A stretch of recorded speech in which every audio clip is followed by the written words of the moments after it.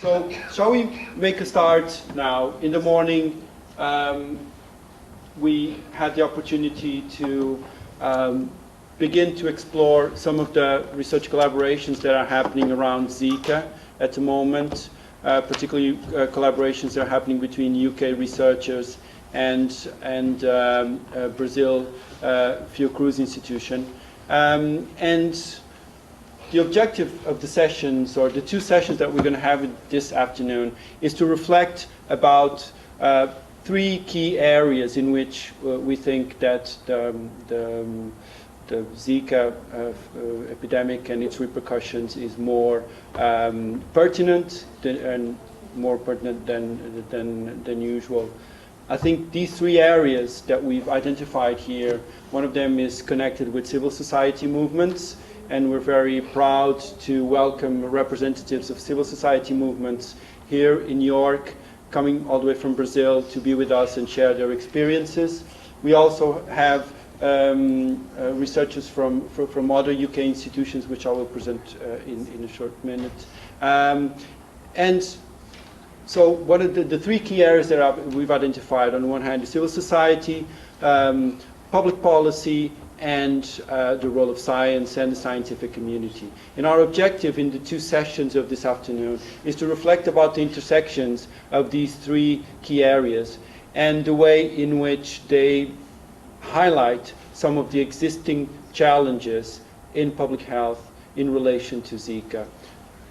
Something that we discussed this morning, Zika is far from over, even though it has overwhelmingly seems to have been forgotten by a lot of decision makers and policy makers and the powers that be in global health. But its repercussions, its medium-term and long-term repercussions, are felt more acutely now than ever.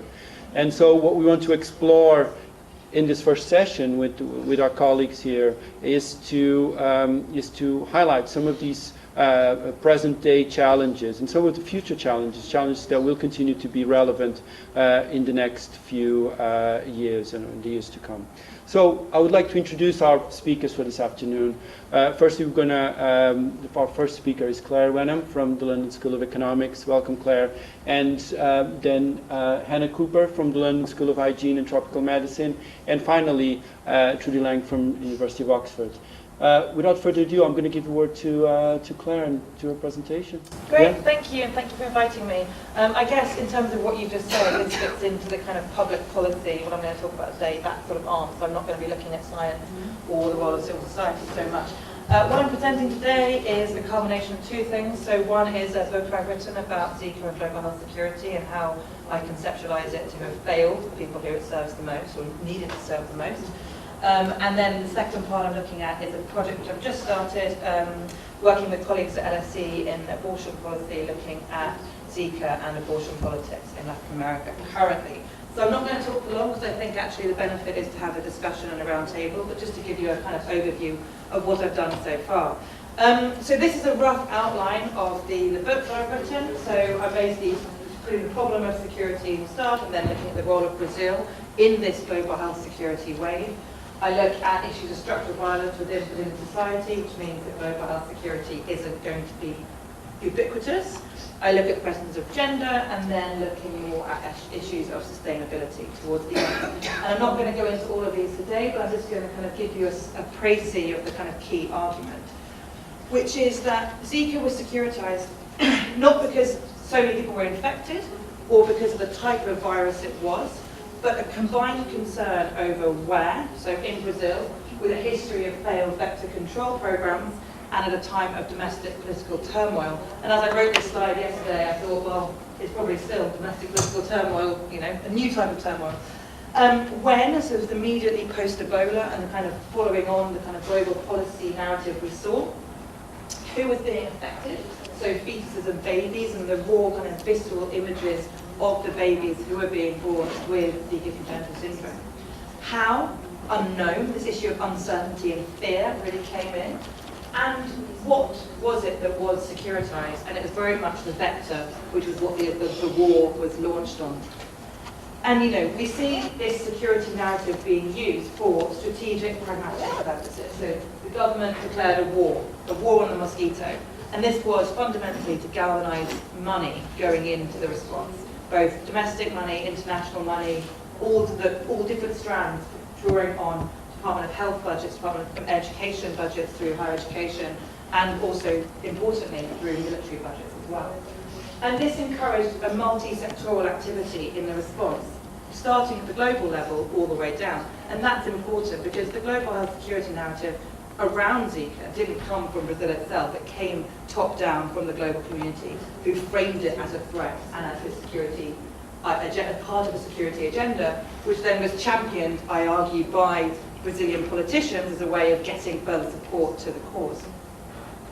And a second outcome of the security narrative was it allowed the government to convince populations affected to accept emergency measures, such as the deployment on the streets of the military to become endemic control agents in fighting the vector.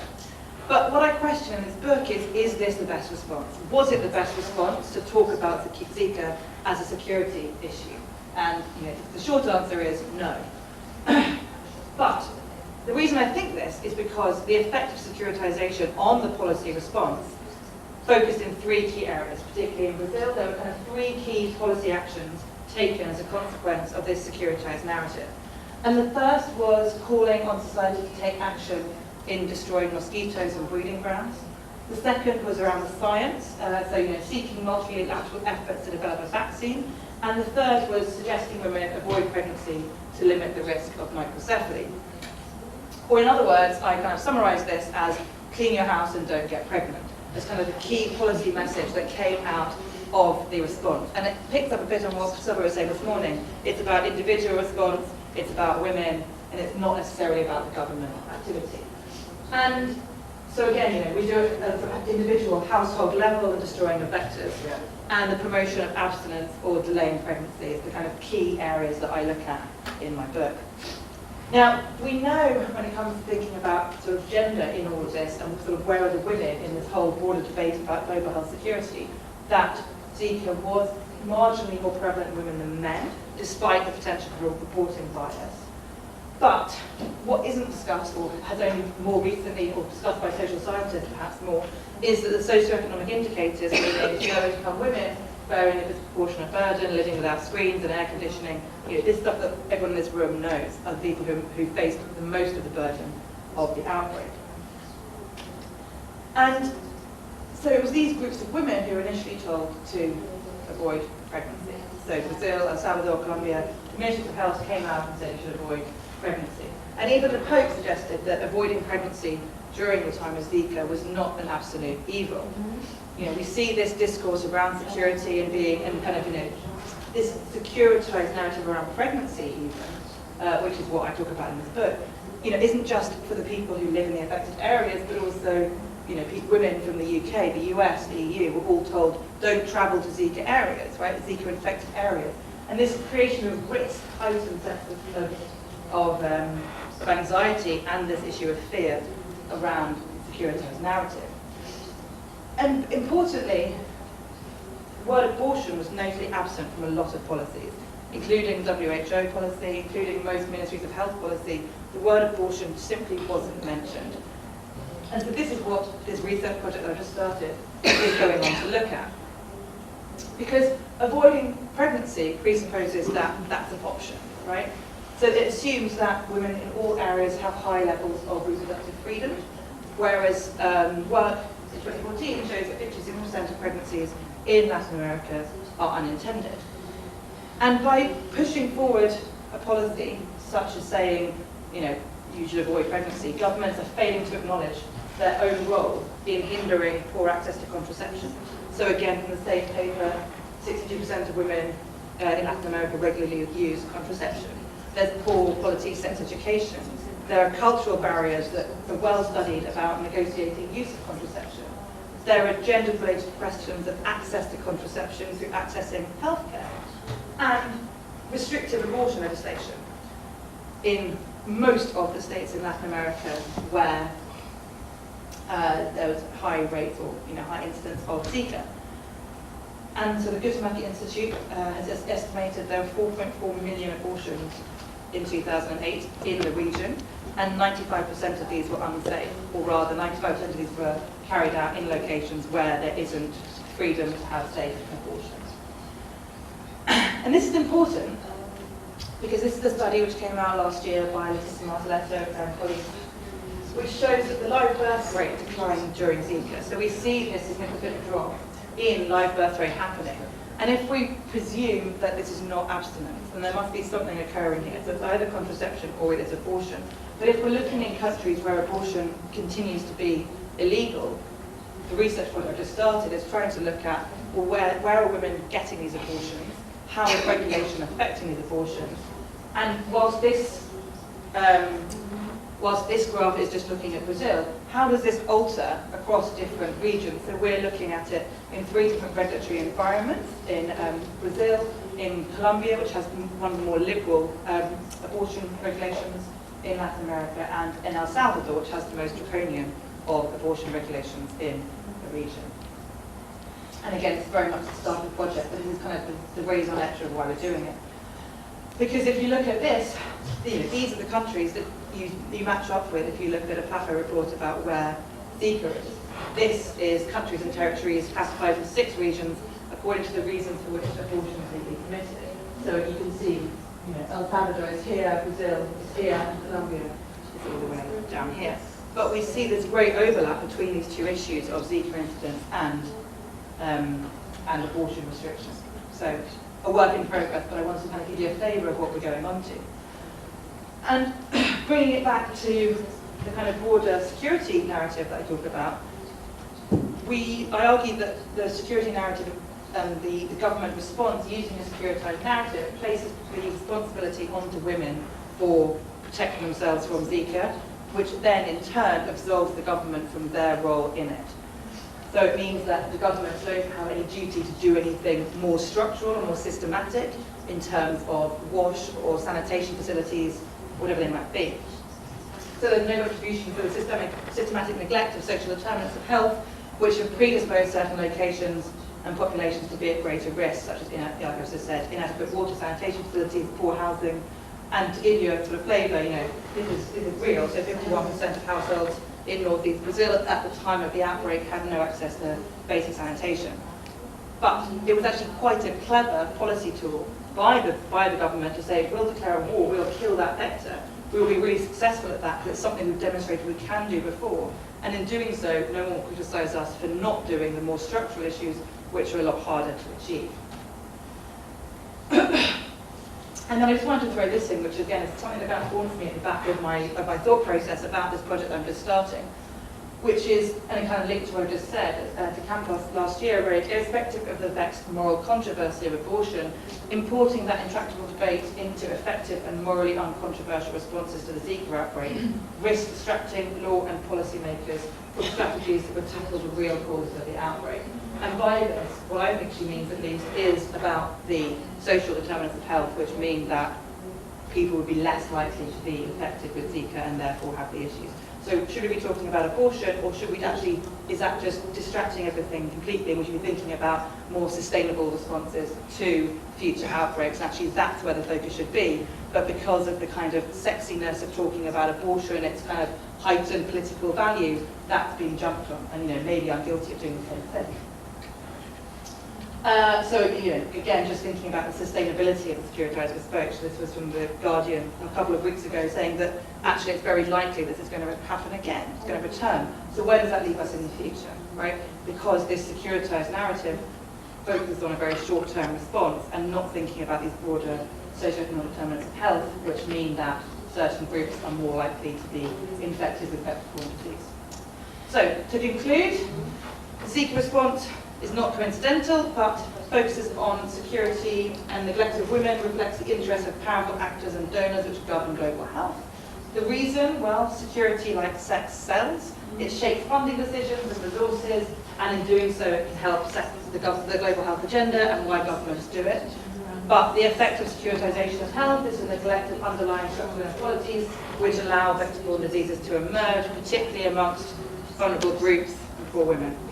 And This narrative allowed governments to lay responsibility with women and therefore blame as a group with limited political power than challenge the entrenched gender norms and reproductive health battles. Thank you. Thanks, Claire. Thank you. Well done. Claire just presented us a broad view of some of the challenges of the public health response in Brazil, focusing on the securitization of the public health response and what it entailed in terms of its political consequences. I'm now going to give the word to Hannah.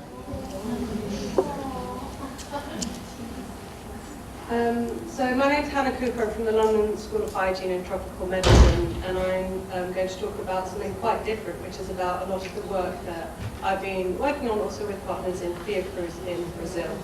And it's looking at the unmet needs of families and whether parent support programs can help fill those gaps. So, as we know, with the focus on Zika and the emergency towards the end of 2015, a lot of the focus has been biological, scientific. What were the impacts of Zika? How can Zika be controlled? And what was the impact on the brain of the child? What was the kind of physical impacts on these children? And the question that was very much neglected is, what did this mean for the families where the babies were born into? And Zika didn't happen in a vacuum. It happened in a country that was experiencing political difficulties and disproportionately affected families who are more socioeconomically deprived. And so these children with complicated needs were being born into complicated settings. And so we set out to look at a study of what was the impact of congenital Zika syndrome, and what did that mean from a more social sciences side. And we distilled 4 different groups. So we thought, what was the impact for families? What was the impact for pregnant women, for communities, particularly of people making reproductive health decisions, deciding whether or not to have a family, and healthcare professionals. So we started the research really in 2017, and by that point, as we all know, Zika had declined a lot. And so for pregnant women, what we found was, by and large, this wasn't really a preoccupation for them anymore. They knew that Zika had gone. It wasn't something that people were concerned about. They were worried more about yellow fever, about chikungunya, about other things. And similarly, in the community, it wasn't so much of a focus. And so our research findings relate more to what happened to the family and what was the experience of the health professionals. And as we can see from this graph, that not only was Zika very localized in time, it was also very localized in place, and it focused a lot in the northeast of Brazil around 2015.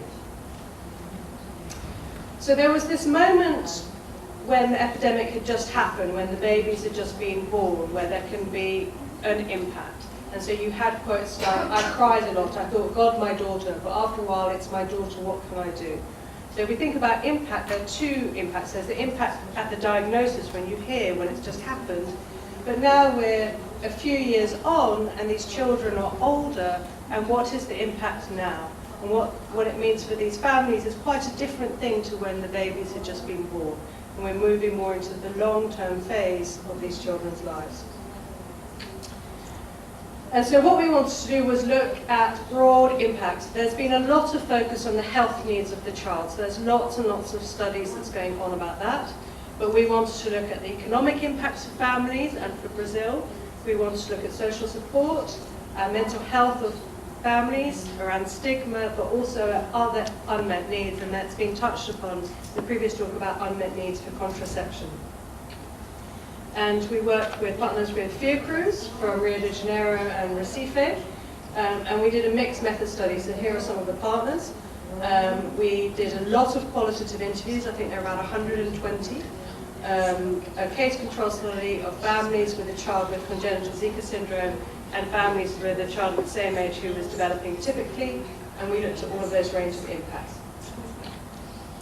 So starting with the health needs of the child, we know that those are very vast. And what that means is it puts a big burden of care on the family.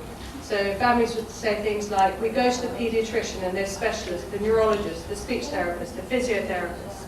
I leave home at 7:30 to be there for 9:30. There's only one bus here that goes there, and it takes a while to get there. That's why I leave early.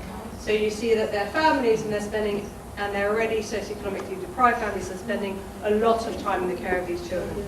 So there was a woman recently told me her child has 9 medical appointments a week. And what this also found is that their health system gaps. So the SUS system in Brazil is conceptualized very well to cover the whole system, but actually what Zika has found is the gaps in the system. So lots of the families are having to travel far, that they may not get the health services that they need locally. But it also found problems from the sides of the healthcare professionals. So there were frustrations between the families and the healthcare professionals, because the families were wanting things from the healthcare professionals, and the healthcare professionals didn't have the answers. So they would say things like, we didn't know what to say to the mothers. So this was a completely new epidemic. They were in a position of trust where they had to share information, and they didn't have any information to give. So lots of unmet needs. We also looked at the economic impacts, and we're just finishing the analyses of them, but we can say that they are very, very big. So if you think about what are the costs of having a disabled child, they're going to be very big. So many of the mothers are not returning to work, so they're foregoing income, and that there are lots of costs in traveling to the healthcare appointments, maybe paying for drugs, maybe paying for additional healthcare needs, or for other things that the children need. And so in the studies, we're looking at what the costs are to the families, but also to the healthcare providers and to the government in terms of social benefits. And those costs are enormous. So this is just for the direct cost to the family to fulfill the healthcare needs. The G1 group is families of children with microcephaly. G2 is children with congenital Zika syndrome, which is more mild, not microcephaly, and G3 is developmentally typical children. And orange is Rio, green is Recife, and blue is all. So you can see that life is more expensive in Rio than in Recife, but across all of those, life is much more expensive for the children, for the families who have a child with congenital Zika syndrome.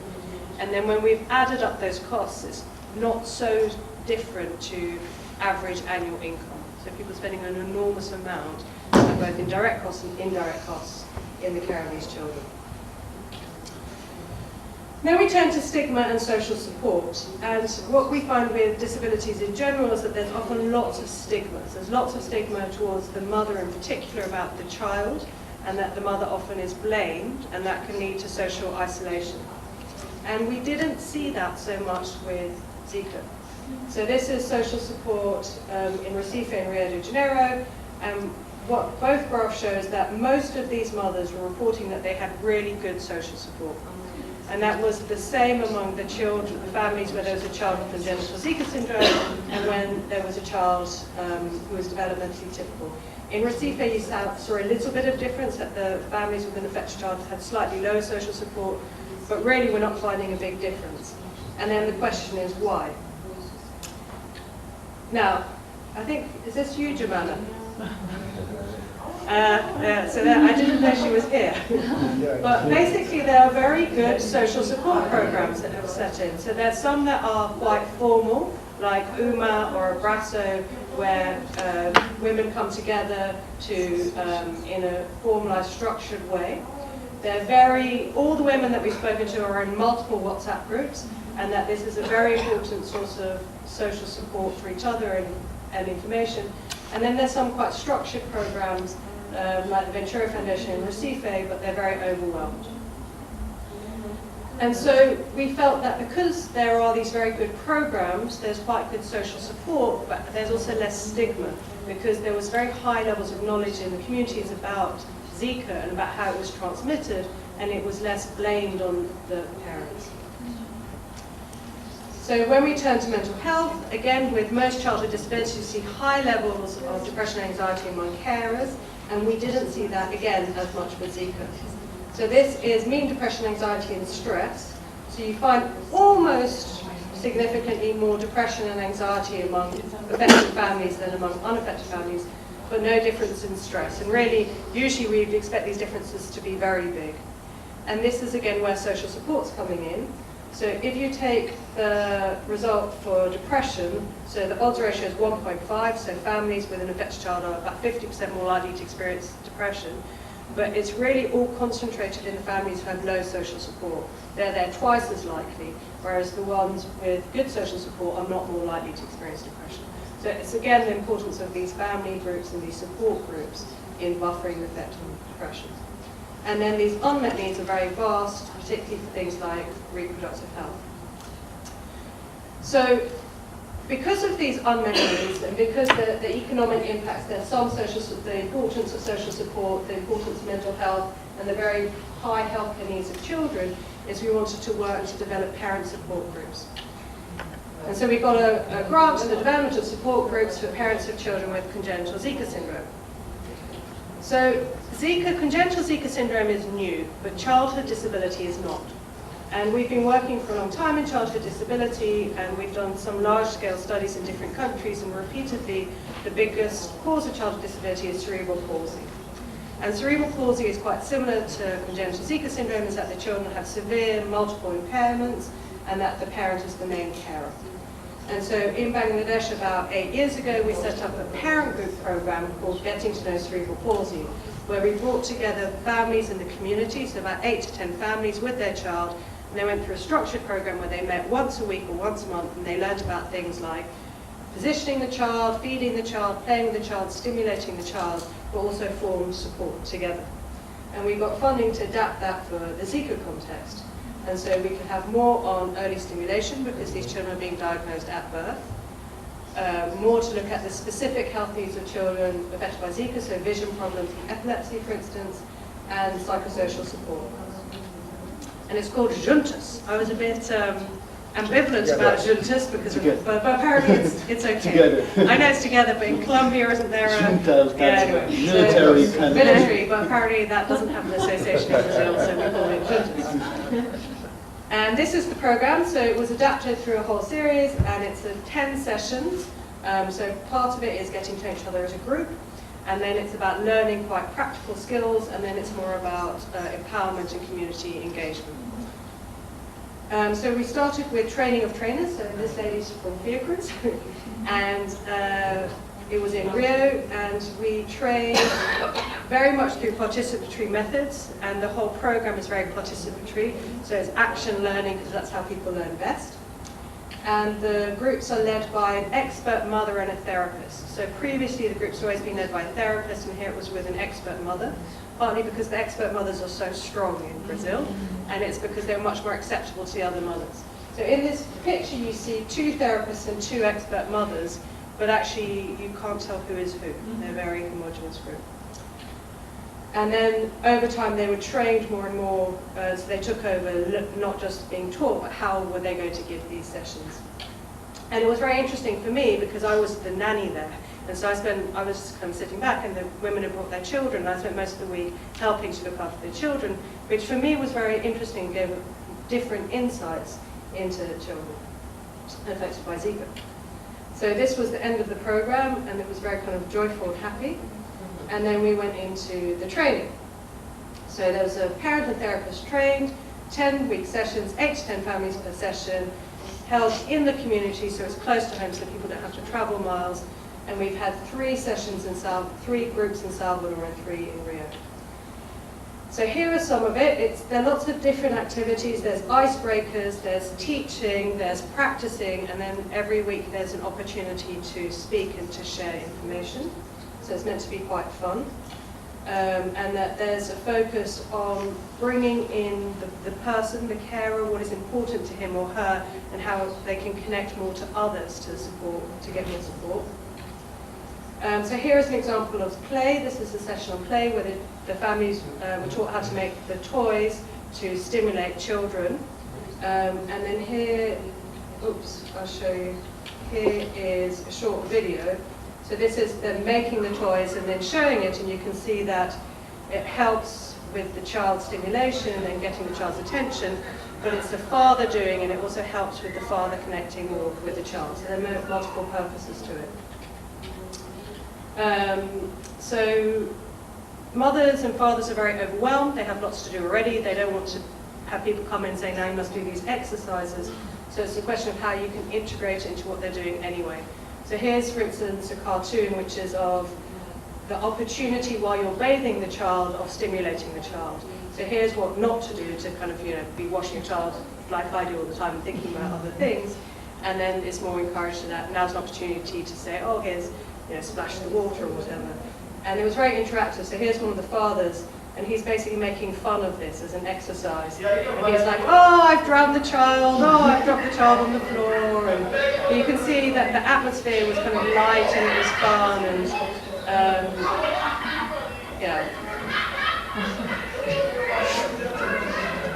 and so he was acting it out. And the reason why I showed the fathers is because I think as a public health community, we're very good at engaging mothers and we're very poor at engaging fathers. So we had 70 people enrolled in the program, about 20%, so about 14 were men. And so we did get 20% men, but it was only 20% men. And I think it's because in public health we develop maternal and child health programs, and that excludes men, and then we blame men for not being involved. And so we need to think more about how we're going to engage men. And I think maybe we need to think of other things for men, that men don't often want to come to groups and they're often working, but we need to have something else that we do for them. And then there was a community engagement at the end, so this was in Salvador, where they could do whatever they wanted with it, and here they invited the community in to talk about Zika and their children, and how the children must be part of the community. So lots of positive feedback, so things like, in reality, before this group I felt alone, I couldn't imagine other parents were passing through things that were worse. When we come to a group like this, we realise each other's difficulties, we can understand it, we can help, and we have the opportunity to interact with other children. So we pilot tested it for feasibility and acceptability, and we're now going to have a training of trainers program in Brazil to see if we can help scale up, and we're looking to field test it in a second South American country to see if these programs work elsewhere. Now, we're not saying that this has to be introduced everywhere, but it could be part of the options that are available to families, which they may or may not find helpful in will vary in different settings. And the focus of it, again, is back to the carer and trying to provide the carer with the tools and the knowledge and the social support to best be able to look after their child. But again, this is the tip of the iceberg in two reasons. It's the tip of the iceberg because children with congenital Zika syndrome are probably 1 in 10 of those affected by Zika, and that childhood disability is even bigger, and that actually most people with disabilities are not children. And so it's opening up an enormous, enormous problem. So thank you for all the institutions and also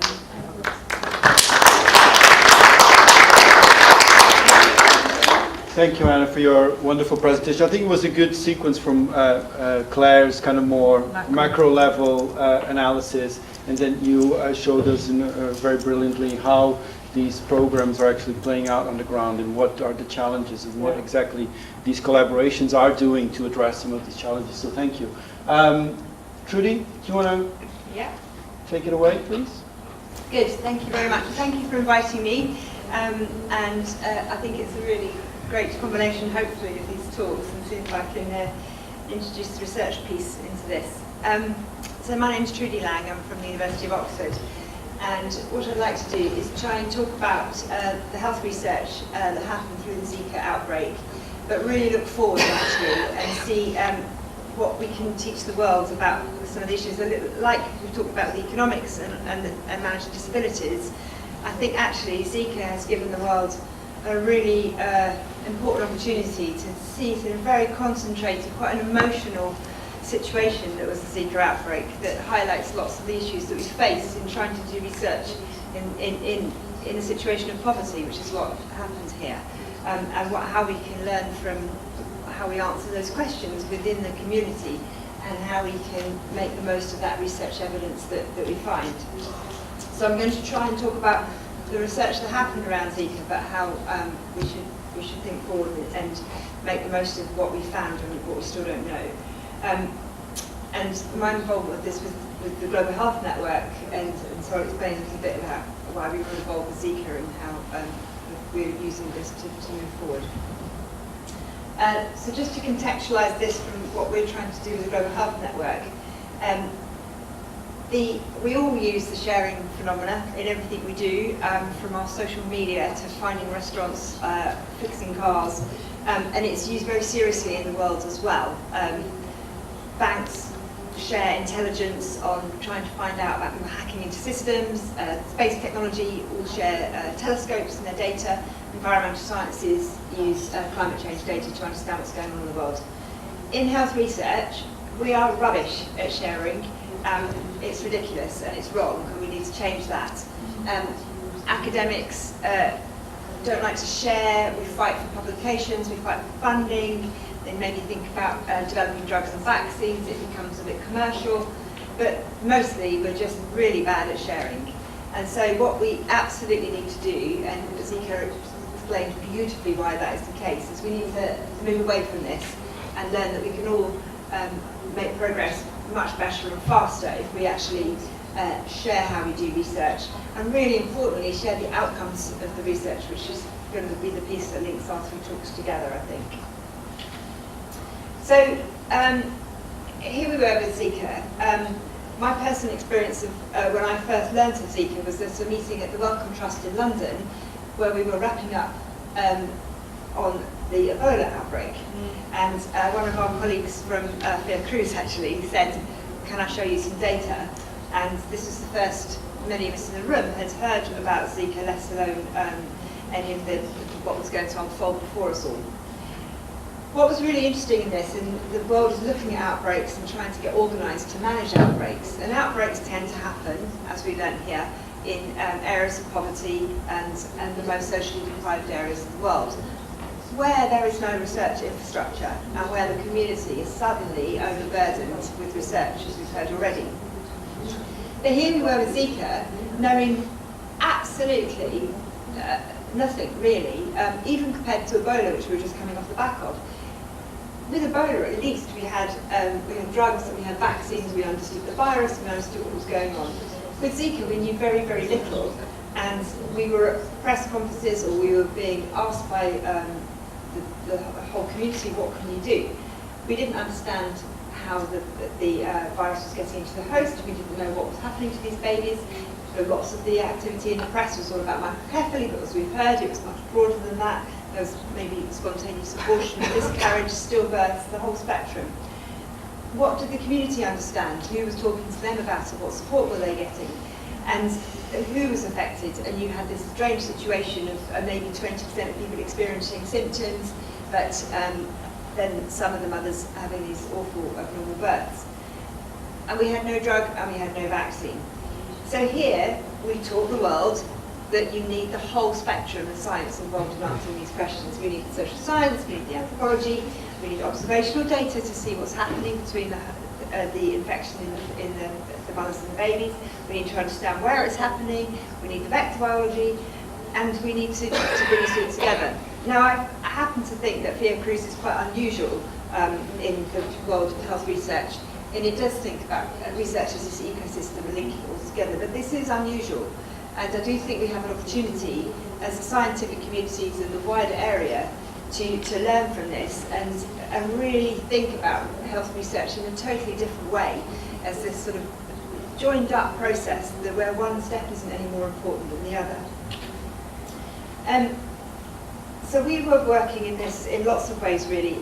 The Global Health Network tries to be a platform for research consortia to share their outputs and share their methods so they can set up their studies quicker, different diseases can learn from each other, different organisations can work with each other, but really importantly share the methods and the tools. So this is about enabling research, getting research to happen in the first place, and then that research happen in a way that others can replicate it and gain from it. So sharing standards of things are measured the same way, or sharing things like how to approach the community in terms of talking about consent, or how to do lab analysis in the same way that it can be replicated by others.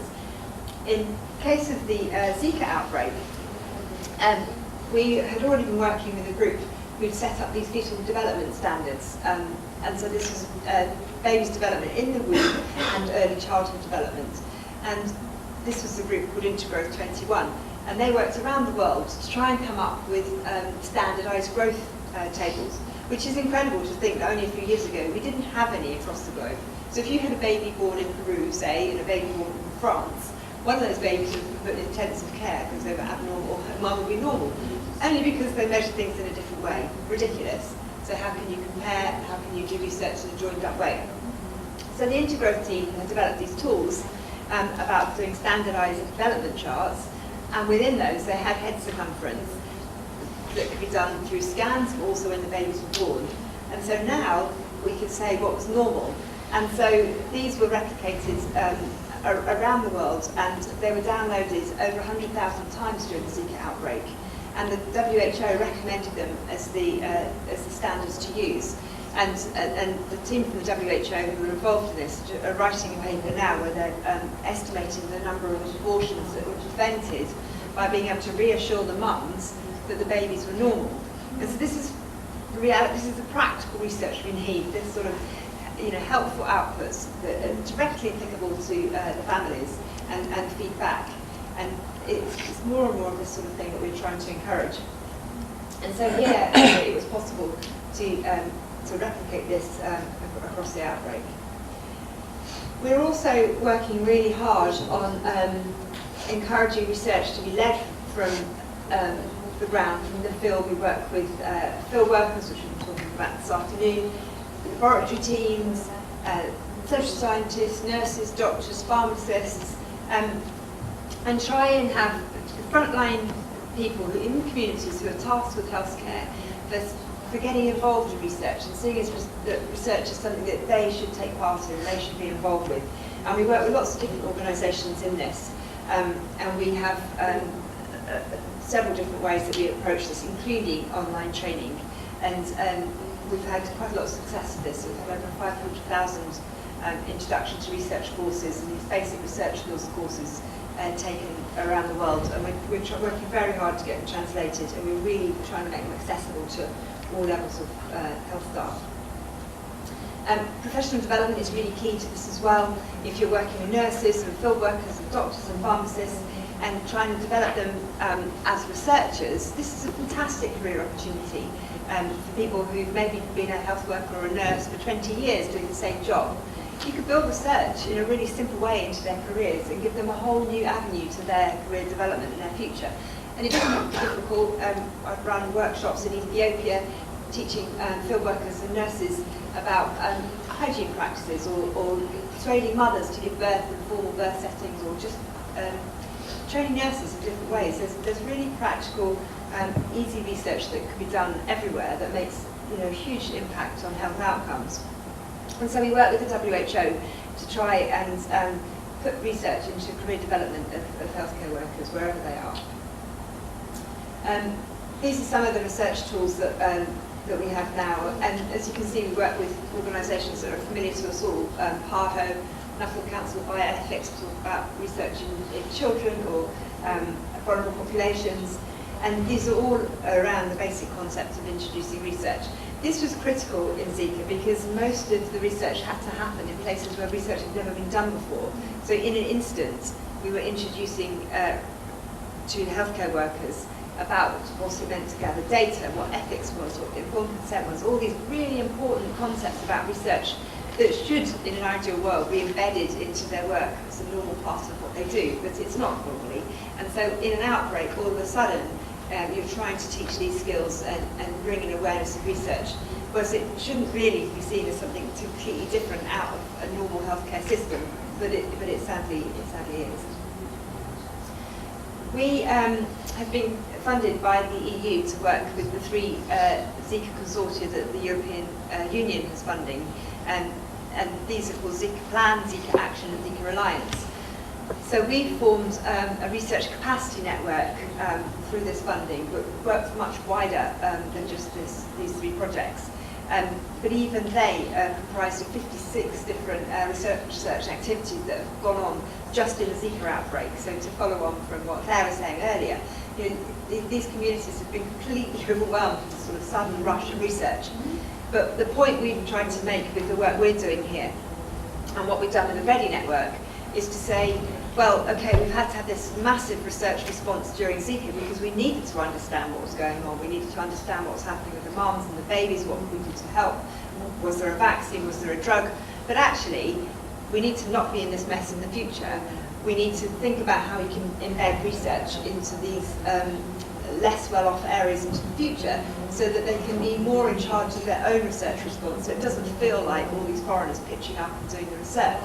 And that can only happen through capacity development and putting research skills into those professions and those communities. And so the READY network has been running for 2 years now, and it's called the Research Capacity Network, and it's on the back of the Zika outbreak, but we're slowly going to drop Zika terminology within that whole area, and it's just going to be about the Research Capacity Network. And the idea is working with strong organisations like Fiocruz to work with healthcare delivery centres in low-resource areas and introducing the concepts of research, teaching some of the basic skills and building up that awareness about what research is. We've been doing this for many years, especially in Africa and Asia, but mainly in Africa, and we work there with workshops, we do supported learning sessions, and lots of initiatives, just introducing the basic concepts about research, trying to build in this awareness and push it out so that it's led from the regions. You know, we're still in the situation globally that 90% of the world's research only benefits 10% of the population, and hardly any research that happens in low-income countries is actually driven by and led by those countries. And this is what we need to change here. So we've been doing a lot of work at the Global Health Network discussing this with Fiocruz and thinking about how we can do this. And I think the real questions to address around Zika, which is what we're talking about today, is that there was this flurry of research, the communities felt overwhelmed, and now, where are we? You know, we have this huge bodies of information, and we need to really make sure that they're collated and thought about, and that they're turned into messages that the communities can understand. And so we need to think about who those communities are. Obviously, the families affected by Zika, but also the health workers that were brought into this, the ministries of health, also the research teams that were brought in and have been working in this area. How do we engage them now? Because as somebody said earlier this morning, you know, you can have endless Lancet publications and fantastic journals, which is what we're all measured by, but that isn't overly helpful, especially when there are so many and they're so dispersed and they're in so many different topics areas. So what we need to do is think about, okay, let's try and collate these into some really simple messages. And this is what the meeting that Fiocruz held earlier in the summer was trying to think about. What have we learned through the Zika outbreak, and what do we still not know, which is a lot. And then, from what we have learned, what are we recommending? How can you distill that down to some really straightforward information, resources, tools and messages that are useful? So that's what we all need to think about together now, and not try and do it in some competitive publication way, but really simple messages. What have we learned? What do we still not know? And what are we recommending from what we have learned?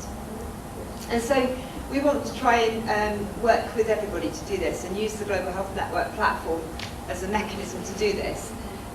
Think beyond publications, create something that's highly accessible, summarise and condense what we've learned into highly usable messages that the scientific community and the broader public can use, that does acknowledge and recognise the research teams that took part in the research, but makes them much more accessible to the community, whatever you want to use that broad, important term of community. And so what could we do with Zika? It's just as it's shown the world that we needed to do all this science in one area, I think it's also an opportunity to show the world that we can collaborate and we can work together, and that we can share our outputs in a way that are much more usable. And so that's our next challenge, I think, all of us, to try and do that. So just some of the other partners that we're working with in these same sorts of things, just to give this sort of, so this is all about community and practice and getting people to share and collaborate. So I'm really excited. This is more of a panel discussion, so I've gone through that quite quickly. There's lots of different areas we're working with to try and pull together some of this scientific thinking and get people to work together on research. And this is our opportunity now to try and to see whether we can combine the power of all these different initiatives, but have some really straightforward outputs to help us realise what we've learned about Zika, and maybe use that as a really good example for the world about what we can do in other diseases. Thank you very much. Thank you. Thanks, Julie. You just presented a wonderful example of how we can build upon some of the lessons that we've learned from the Zika outbreak into fostering research collaboration and sharing of knowledge, and importantly, the question of communicating our knowledge and our findings to a broader audience. So thanks for that, and I'm sure that we'll all have lots to talk about that in this session. So I would like to open this, if possible, to comments and questions from the audience. You know, we've had a broad range of perspectives here. I'm sure that there's a lot of things that we could still discuss. So we have half an hour for that. Gustavo, you want to start? Yes. If you could speak clearly, so that because we have these tiny, they're tiny but powerful, I'm told. Okay. But still, if you can speak, yeah. Yes, yes. Thank you very much for the presentation. Oh, yes.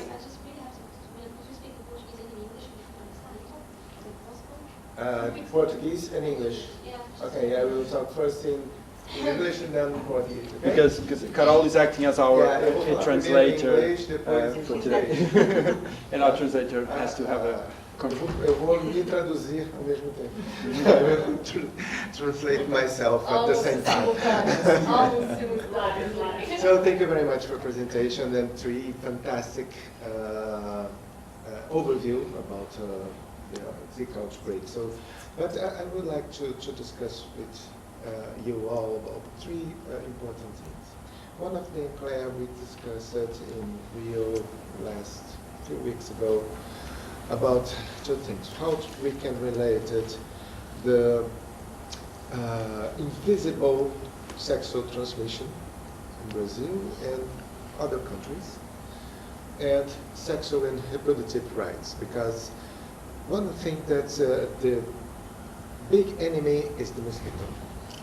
It's not about environment, not about sanitation, not about sexual rights or reproductive rights. So it's very sensitive question in our country. So how you thinking to manage it in your research and how you analyze this kind of thing? Eu perguntei. Thank you. Hannah, you know about it. We have notified more than 50,000 microcephaly in our country. Only 3,000 were identified by infection, Zika infection. Yes. 50,000. 15,000 yeah. notification Yeah. microcephaly. Yeah. You know 3,000 that- confirmed. Yes, and 3,000 confirmed. Yeah. Well, we have a big challenge because in these 3,000 children who infected by Zika virus, just 33% are understimulated. Yes, by Ministry of Health data. Yeah. Yes, in our country. 33% are receiving stimulation. 33%. Yeah. Yes, 60% Yeah. is have access to specialists. Yeah. In all over the country.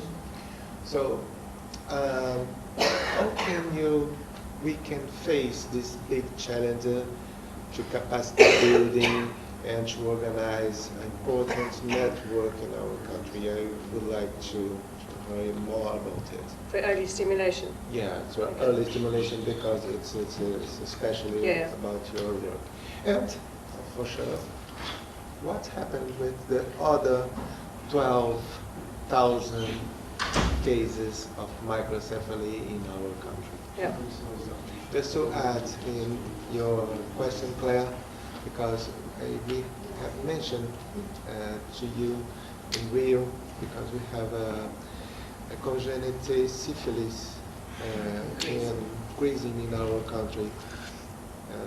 My idea is very complicated to relate it, Zika and sexual transmission, because we will highlight other sexual transmission disease in our country and all over the world. So, and we are talking a lot about it. And our challenge is through the and talk a lot. We are in the very first stage of our cooperation. We are very excited about it and how to build our platform on Zika to different audiences. So our challenge, and I think in New York as well, how to manage and how to improve interdisciplinary approach, especially between biomedical and social science, and also social movements. How to include social movements and public engagement in this perspective, because you have to involve social movement also in science, and not just to political response. Right? Yeah. There's three short questions. Just easy. Not too short, just easy Three to easy respond. questions. You get to go first, Because Becky. we You have have a lot of to time. develop tools how to manage Yeah. interdisciplinary networking Okay. nationally and internationally. Yeah. Okay. Can I invite the people in the panel to respond? We have time for other questions, but if you could just... Sure. Do you want to begin, Claire? Yeah, so the question of invisible sexual transmission, I think you're exactly right. I mean, I think it's about not wanting to unearth too much. I think it was very convenient for the government to be able to focus on the vector as the enemy, because it was something they knew how to control, right? They have functioning vector control fumigation efforts, which they knew would work, whereas showing it's related to sexually transmission obviously then exposes them to having to do something about it. And then that means a whole broader range of activity, public health activity, as you've mentioned, syphilis, but what else is going to come out of that? So I think it was much more that. But I think it's also because, you know, initially when the outbreak emerged, the sexual transmission wasn't the prevalent mechanism, right? And correct me if I'm wrong, you're an epidemiologist, it was much smaller. It's much smaller, but it's important in sustaining the epidemic without the mosquito. So it's more of an issue now than it might be, or not now. Yeah, it's more Later on in the it will make the Yeah. epidemic continue longer. And the But- viremia is the strongest in the semen than in saliva. Yes. The viral load. Yes. Yes. Right. The viral load. Yeah. And then your question about, you know, how to think about issues of reproductive rights and sexual health at a time where it's very politically sensitive is very much a concern that we have with this project. Interestingly, we're hoping to do it in 3 countries that have such different politics around reproductive rights, with, you know, Colombia being really progressive in its stance on reproductive rights compared to Brazil and El Salvador. But I think we're also doing it at the right time, particularly after the strategic litigation that's happening in Brazil at the moment, you know, led by Anis. And I think that, you know, that is pushing to open a dialogue about it. And it's chicken and egg. I don't know whether the Zika outbreak facilitated this discussion to become more public, or whether this was already a public debate and it was a catalyst. But I think it's not, and, you know, correct me if I'm wrong, it's not as controversial, or what is controversial, it's not as hidden, the discussions, as it was a year ago or 2 years ago when the outbreak first emerged, which is why I think it's a pertinent time to do this research. But, you know, as of the new government, I don't know what will change. Hannah, do you want So early stimulation, it's a very Brazil focus. So it's not a focus that you hear in other settings, including in the UK. And so it's an interesting component. Now, for me, it's obviously children need early stimulation, and children with disabilities need that even more so because they're disadvantaged in many ways. For me, it's more about meeting the whole needs of the child, which includes early stimulation. Also, the acknowledgement that even with early stimulation, many of those children are not going to reach the functioning capacity of developmentally typical children. So it may help them so far, but it's not going to make the whole issue go away. I think you can do 2 things. So you can scale up the services that are in the hospital But what you do then is you put more pressure on the families. They have to go to these services, they have to do these exercises, and it's an additional burden. And so I really do believe in the parent groups, because I think if you embed it within the parent groups, by putting those parents in a better place, that they are better able to feed the child and deal with day-to-day things and be supported by each other, they will have more capacity to also stimulate the children. And because they're at the forefront with the child most of the time, that will be the most effective way. So that's my feeling of it. So 15,000 children microcephaly, 3,000 reg formal. I would put money on the table that most of those other 12,000 also have Zika-related microcephaly. Yeah. So the two women who were with me a few weeks ago from Abrazo, they've set up this organisation. They both had a rash right at the height of the Zika epidemic. They both had a child with microcephaly, exactly when all the other children were being born in Salvador with microcephaly. Neither of them are confirmed cases because they didn't have the blood test to record that they had Zika. Jemana's the same. Clearly, it was Zika-related. So I think there probably is a political agenda there that they want to keep the numbers low, but it's really, it's a huge issue. Maybe with better tests in the future, I don't know. But I think what that's also concealing is a much higher focus on children with disabilities because of Zika than children with disabilities for other reasons, whereas actually they all have equally great needs. Can I follow up with a question on that? Does that impact social support Yes. they're able to get and financing they're able to Yes. get? So the government made a commitment that the children with congenital Zika syndrome will get social benefits and I think healthcare access. Microcephaly. Not, but if it's confirmed because of Zika. Yes, And they're fast streamed in it. Yeah. The family has to have diagnosis of microcephaly. Yeah. They From have to- Zika. And the connection with Zika. And a connection. with Zika. Yeah. And so that's why they in the PAHO they list It's it. not easy to Yeah. obtain this social I think the other children are also eligible for getting the social benefits, but they're not fast Yeah. tracked. Yeah. So- Trudy? Yes, there's a political managing of the confirmation. Yeah. Yes, when you don't have a good diagnosis test, Yeah. probably don't have. I don't think on it. Yeah. I didn't think on Yeah. it. Probably. So, how to encourage interdisciplinary collaboration in research?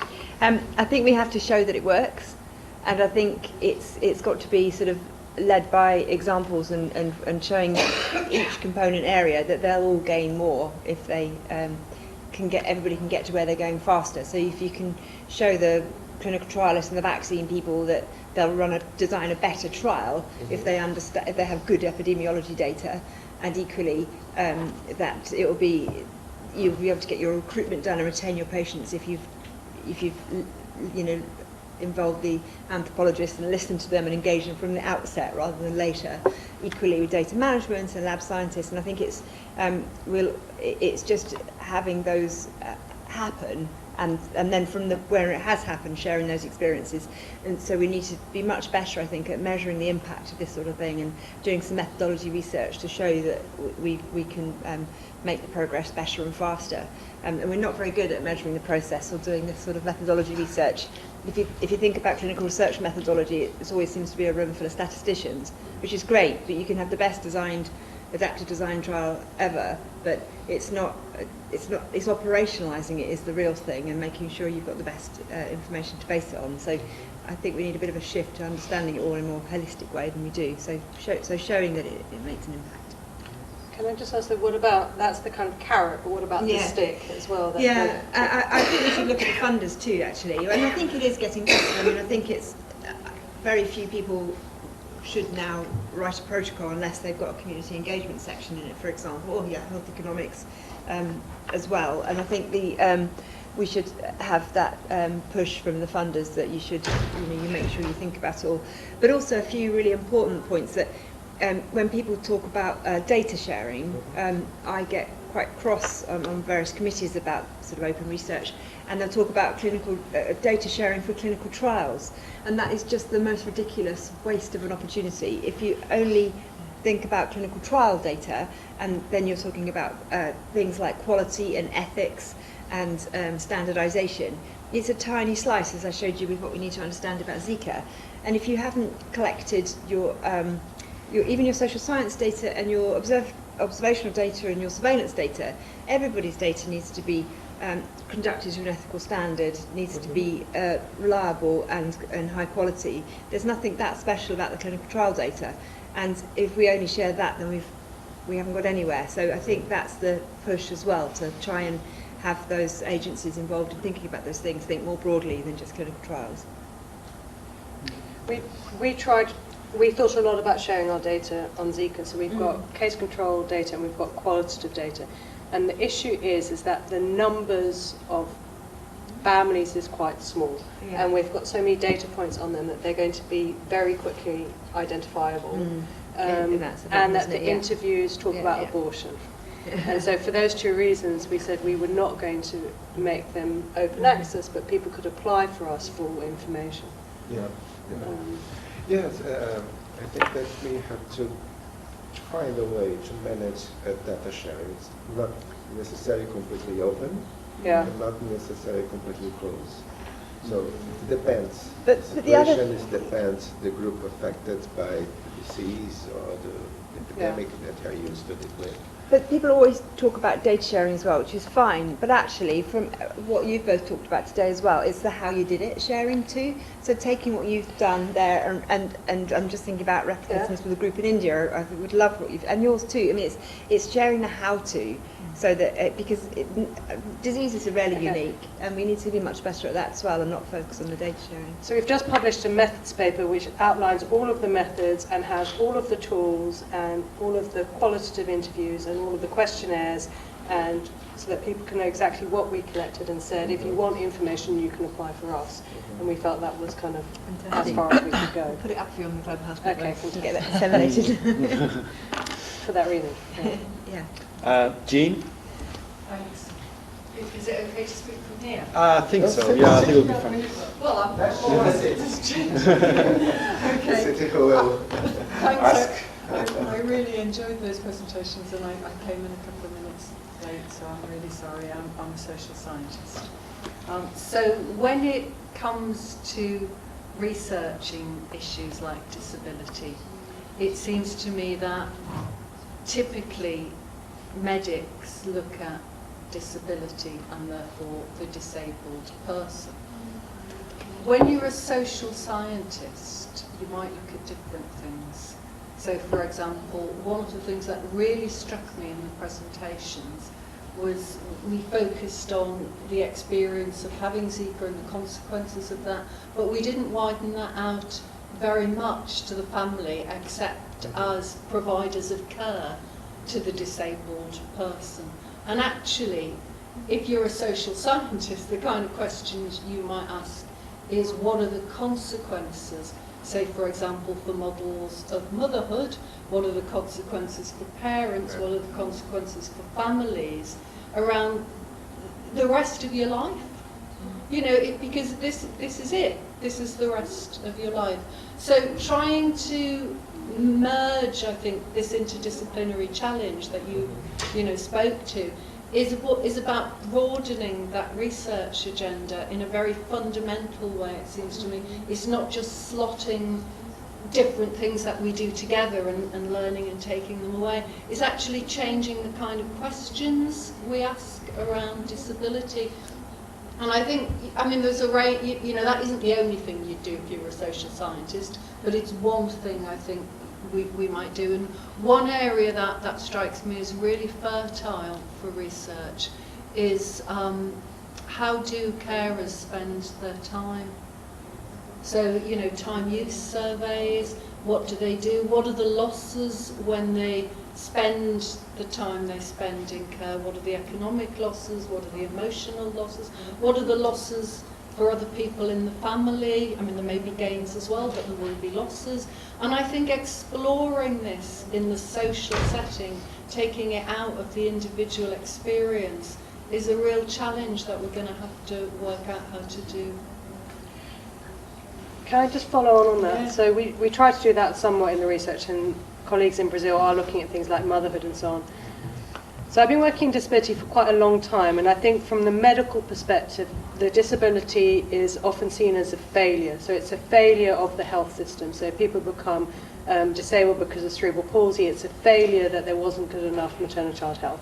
If people are disabled because of leprosy or trachoma, it's a failure of the NTD program. And I think the focus here with Zika has been very much, these children should not be born, we need to make the response better. But I think the reality is, disability is part of life. There are always going to be people with disabilities, and we have a moral obligation, we have to fulfill rights, and there's a development obligation to support people with disabilities and their families in the best way. So I think the question has to shift both from looking beyond that person alone more broadly, but also beyond seeing that person as a failure of the system to what should the system do to respond to the needs of that person. Can I make a slightly different point to respond? I've spent most of my career working in Africa and with teams that always involve social scientists and anthropologists, and everybody would love to answer those questions and to have the capacity in the regions, so it's not Europeans going in and answering those questions all the time, and we're all working to do capacity development in that area. But the sad reality is, as I said, that statistic we all use about 10% of research, 90% of research only benefits 10% of the world's population. That's your normal medical research, let alone social science and anthropology. And I think we have to contextualise the awful situation of how little research per se happens in the world's most vulnerable population. So, and again, Zika is a fantastic example of this. There's so much more we'd all like to ask around Zika, but you have to look at the settings, and then that's even worse in places like right in the top of Ethiopia or somewhere where you'd love to explore all these things.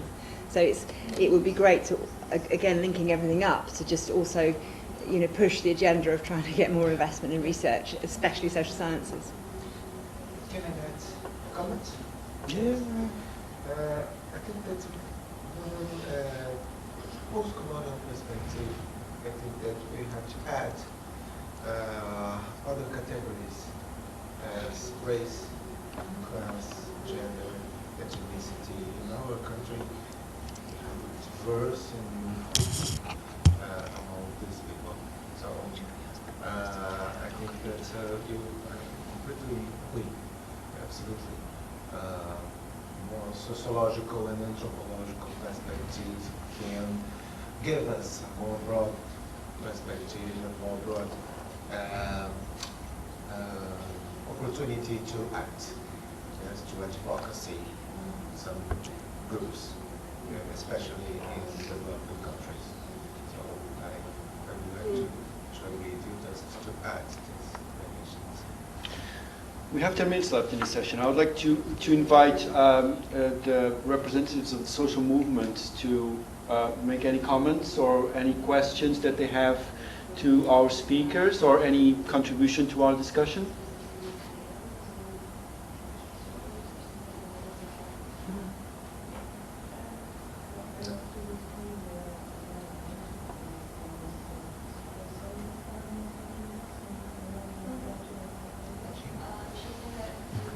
We can't hear you very Yeah. well. What Shimon is saying is that we should think all what they're going to say in the whole situation, the reality that they are going to speak about it, because we'll be pretty evident on the next panel, Okay. the next Nobel roundtable, so we can just go to So you their leave it. presentation, and that'll be great, and then we'll call questions afterwards. Okay, fair enough. Yeah. Okay.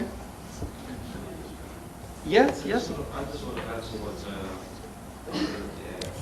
the last speaker said. You can speak up, please. Oh, I just want to add to what you said earlier. I could see there is this dichotomy between social scientists and medical researchers, because it's like, as if we say, I'm a social scientist, so it's like at times I'm scared to even talk at summits that involve health researchers, because the problem is like most times when we have issues like this, Ebola, Zika, we are looking at prevention and cure most times. But they don't look at social needs. They don't even look at, sometimes we're talking about mosquitoes, or let's kill mosquitoes, let's do this. Have you eradicated poverty? How do we eradicate poverty? And there is something even with the UK government. I'm also a user researcher for the UK government. You won't believe it. Most times, the people you call experts, the policy makers, don't even know what is happening to that man on the street in York. And they are determining what will happen in their lives. So this is the reason why every government department in the UK now has social user researchers. They have content designers. And that's one of the reasons I like, for me, I just believe that, yeah, you're working as health experts, but you still have to realize that whatever you're doing will have to have impact on their lives. But the social needs at times are not taken care of. How do we convince as policymakers? How do we convince politicians who are there at maybe Westminster who don't even understand? If you're doing wonderful, your job is wonderful, you have to look for prevention, you have to look for cure.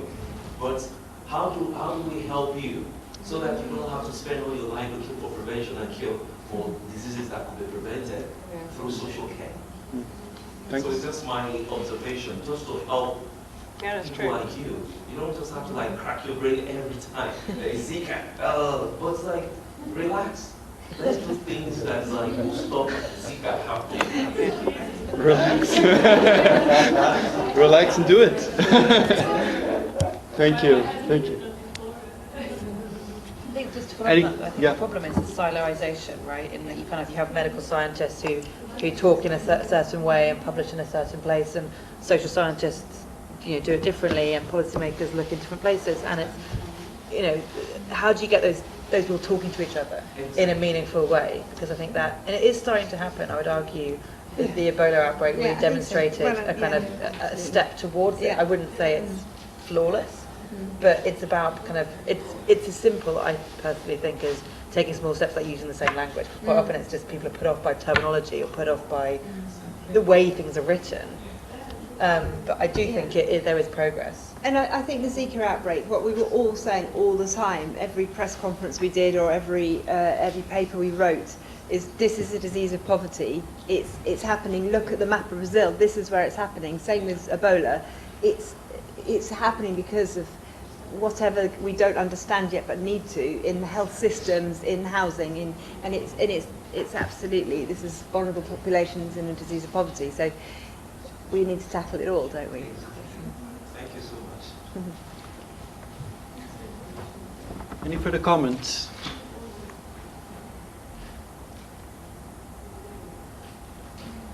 Well, I wanted to thank you all for this very interesting discussion. I guess making the segue to our next session, we're going to have the opportunity also to pick up a lot of these questions that we've discussed when we introduced our social movement representatives and when we hear their perspective. So, I guess what we can do now is to have a break. We're almost at 2:30. There's still some food there. I hear that there is some coffee on the way, some tea and coffee on the way, hopefully. So shall we make a break now, and in half an hour we'll reconvene, and then we'll have the session with the social movements. Yeah? Okay, thanks.